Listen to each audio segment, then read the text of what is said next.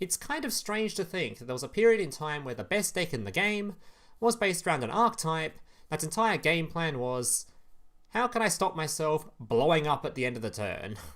Black Rose Dragon currently the best deck in the game? Well, have I got a counter for you. Black Rose Dragon can't AoE destroy your entire field if it destroys itself. Sometimes my genius is... it's almost frightening. So after serving its 3-year-long sentence on Konami's ban list jail, the former tier 1 best deck in the game, Koa'ki Meiru, has finally been set free. But the question still remains, how will this deck stack up in today's meta?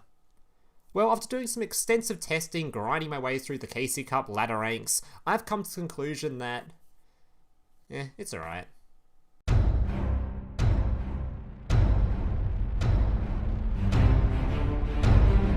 So here's today's deck list.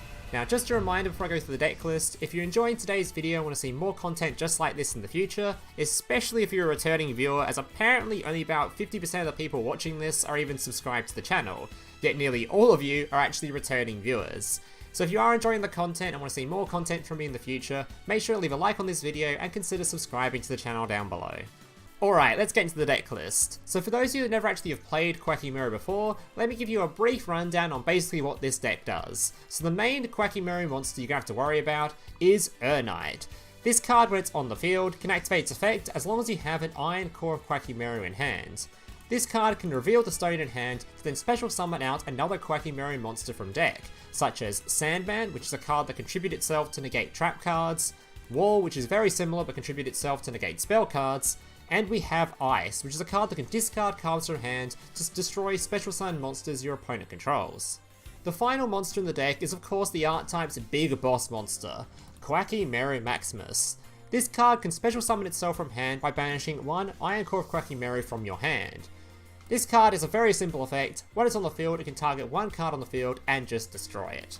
Now each monster in this archetype shares one pretty hefty downside, and that is during each of your end phases, they are going to attempt to blow themselves up, which is obviously not ideal, but it can be prevented depending on the card. So for example, Sandman, during each of your end phases, destroy this card unless you send one Iron Core of Koa'ki Meiru from your hand to the graveyard or reveal one rock type monster. Then you have Urnight, which has a similar effect, only you have to reveal Beast Warrior type monsters, and so forth and so forth. Now there is one other way to prevent your monsters from just imploding during the end phase, and that is through Diamond Core of the Koa'ki Meiru, which is by far this deck's saving grace. Honestly, if you don't draw this card, I would say this deck's win rate would be abysmal, but when you do draw this card, this deck win rate would spike drastically. So most of your duels are going to be dependent on, do you get lucky and draw your Diamond Core, or do you get unlucky? But thankfully, this is a 20 card game, so drawing a 3-off in this game is like a 60-something% chance, I believe, so it's not going to be that hard, and when you do draw it, this deck feels way better. Basically, this card can add one Koa'ki Meiru card from your deck to your hand, except Diamond Core of the Koa'ki Meiru. Then, you can banish this card from your graveyard for the rest of this turn. Koa'ki Meiru monsters you control cannot be destroyed. So this is very good because obviously it stops your cards destroying themselves, and it's also very nice as it protects you from cards like Treacherous Trap and other destruction effects.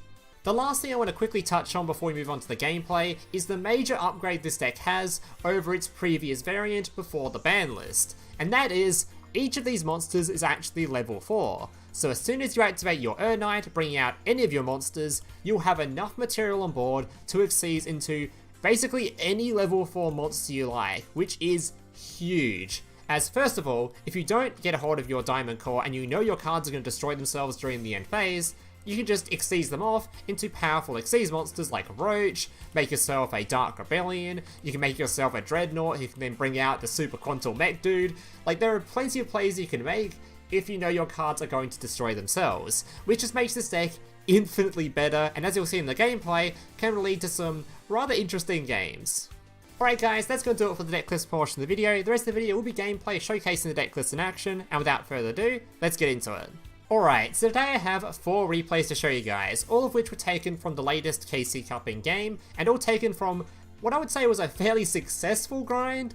Honestly, I managed to get this deck from I think duel level 16 all the way up to duel level 19 before losing 3 games in a row and dropping back to 18, which honestly it's a lot better than I thought this deck would do, considering most of the decks I was playing against were very top tier, as you'll see in the gameplays. So I'd say this deck list, it's definitely able to get dual level max, and if you want to do the whole play 300 games at the end of the month to try to grind your way to COG, you could probably do it with this deck list, but it would take a rather absurd amount of time compared to just playing literally any other meta deck. So this deck list, it's okay. Like I said at the start of the video, it's pretty meh, but it's good enough where if you want to climb with it, or if you're desperate to get your Koa'ki Meiru itch on, especially if you're an older player that wants to experience this deck list again, it's definitely good enough to be able to play in this game. It's just nowhere near its power level that it used to be.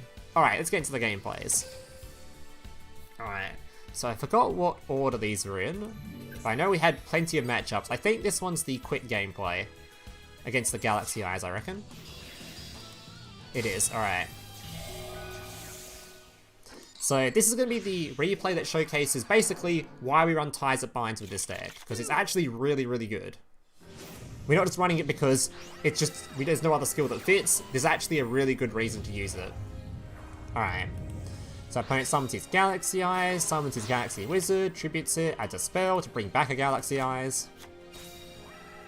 Sorry, uses his Galaxy Expedition to bring out this dude. Summons out his annoying Photon Lord, which would be a really nasty negate if we didn't draw Book of Moon. So we're just going to Book of Moon that. He's going to add a card to hand, doesn't really matter, because we're planning to kill him right here and now.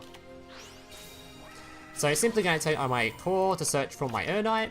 Urnight summon himself, using the Iron Core in hand. Special summon out the Ice from deck. Ice can discard a card to destroy a special summon monster. Then we activate Ties That Bind, which brings my 2000 attack monster and my 1900 attack monster both above 2k, so easy lethal. And that's why I run Ties, is because a lot of your monsters are just below the 2k mark, and with Ties, they can now do lethal damage. I had to make things so they don't destroy themselves during the end phase, but this game's already over. Alright. Next replay. I'm actually super mixed on whether I prefer this deck to go first or second, because going first, if you draw enough macro and you get out your spell negate, it can feel pretty strong, but then you have to deal with the fact that your monsters are going to try to destroy themselves, so a lot of time, it's probably better just to go second, so you try to OTK your opponent, and you have to worry about them destroying themselves. It's hard to say. Alright, this guy, I don't know what happened this duel, so I drew an abysmal hand, so abysmal in fact, that I just said, I'm not playing. Pass the turn. You go. I refused to summon anything. I just could not be asked. It's like, this hand is too awful. You go. And somehow my opponent didn't OTK me here. I'm not super familiar with the actual plays of Rose Dragon, whether or not they can OTK you on turn 1. But it felt weird that he didn't, like, that was the best he did. So I don't know what's going on here. Surely he could have OTK'd me here somehow. Either way, I don't care. He had to show off some nice gameplay. So activate my core, searching for my other core. Banish units so my cards can't be destroyed. He's going to activate Treacherous Trap, trying to destroy both my cards, which are now under the protection of the Diamond Core, so obviously it did literally nothing. Then I can activate my Maximus, banishing the Iron Core, special summoning itself, targeting a card in the field, destroying it, then going into battle. He activates Rose, we are going to negate that with the wall. He activates Typhoon to destroy this to get its effect, but I'm pretty sure you can only use one effect per turn on that. Either way, he got beaten to death, so I think that's what he was doing. Either way. Game number 3. I think this was also a Galaxy Eyes. I know there's one more Galaxy Eyes replay in here somewhere. God of War. What is with people having really cringy names? God of War. Edgelord. You can tell this guy's favorite anime is definitely Sword Art Online. This guy definitely has a Kirito poster in his room. Alright. Activating my Diamond Core, searching for my Urnight. Urnight's going to be using the core to summon out a monster from deck, going for wall. Activating my Diamond Core so my cards don't destroy themselves, and passing the turn.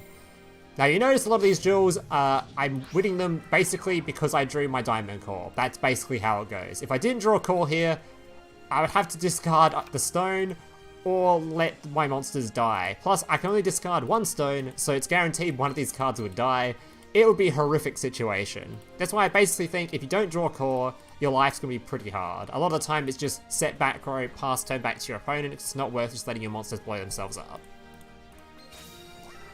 Alright, opponent tries to summon a monster. I'm going to flip that face down before it contributes itself. Unfortunately, he activates Lance. Now, I could negate the Lance here, but I decide I'm going to wait to see if he activates one of those really powerful spell cards, special summon stuff, because I know this deck runs a shit ton of them.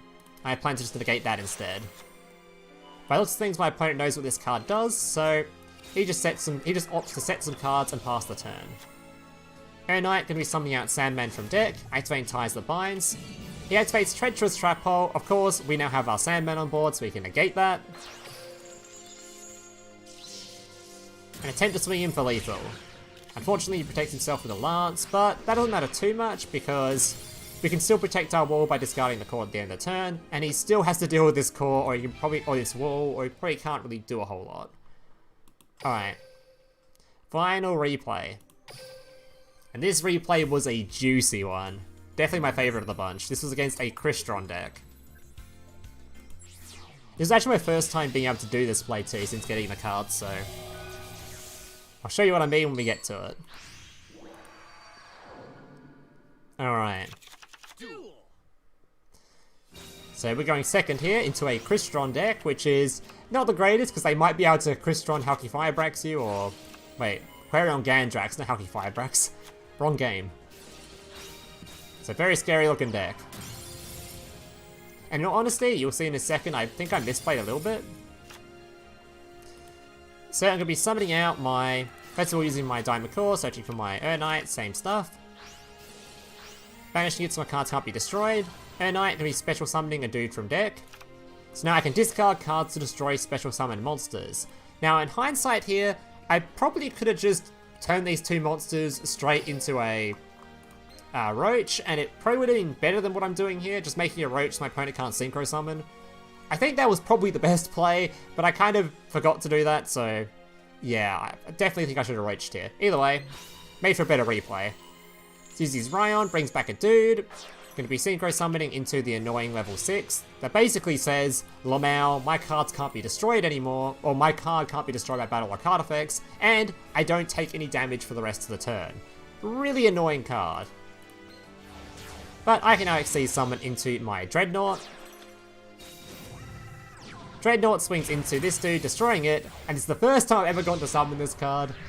Because this card destroyed it, it can now special summon out a level 10 dude from the extra deck, bring out, oh sorry, level, is it level 12? What is this thing? Yeah, level 12 dude, Super Quantal Mech King Great Magnus. He now has 3 materials below it. This card is stacked. Because basically, this card when it has 2 or more materials, once per turn during either player's main phase, you can attach one material from this card to shuffle one card on the field into the deck. So a non-target removal, and it can do it twice, because I basically have enough materials for it to do it twice.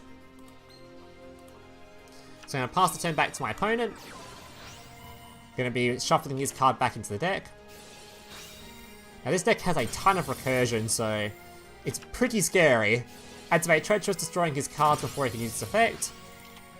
I don't know if this player played this turn correctly here, if he had anything else he could have done, but he ended on a pretty weak end board. Swagger going to be ending on Ryon, which is another card that can try to Synchro Summon using cards in hand, I believe, or graveyard, either one. Doesn't really matter, because I use my non-target removal, so that when he does his Synchro Summon, I can simply just return the card he summons back to hand. Or shuffle it back into the deck. He tries the same play again. Unfortunately, this card doesn't work like it used to, which I'm pretty sure it used to basically have its effect instantly on summon, but doesn't do that anymore. I'm not sure how that works. I think there's a ruling change for that, or something. So I remember something changing. Either way, he tried to summon it. Before it uses its effect, my Magnus's chain goes off and returns it back to the extra deck, and its effect doesn't go off. I'm pretty sure there actually was a ruling change where it used to just go off afterwards anyway. Either way, I beat my opponent to death, and he's dead. Alright guys, that's going to do it for today's replays. I hope you guys enjoyed them. If you did, remember to leave a like, subscribe, all that kind of stuff. And yeah, hope to see you guys in the next one. Laters. Hey, big brother, can I watch SpongeBob? Shut up, Mokuba. I'm busy flagging YouTube videos to compensate for the fact that I have an extremely small penis. Oh.